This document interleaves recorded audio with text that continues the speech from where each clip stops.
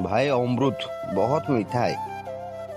अभी इंतजार खत्म हुआ, ट्रेन आके पहुंचा, हम ट्रेन के ऊपर बैठ गए, ट्रेन चला, फिर उसके बाद वीडियोग्राफी थोड़ा हुआ। मैं यहाँ पे खड़ा होकर वीडियो किया, पूरा मजा लिया आराम से बहुत टाइम के बाद। और एक लड़की आके हमारे पास पहुंचा, अभी आपको मैं दिखाऊंगा। देखो, वीडियोग्राफी होने के बाद हम चलते हैं सीट में बैठ के मैं आपको दिखाऊंगा लड़की को।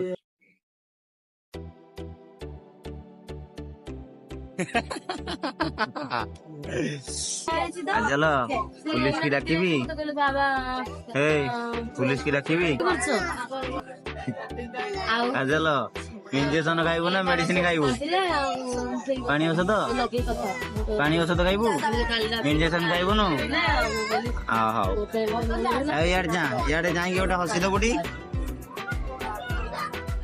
इन दांत देखे दे दांत देखू हसी दे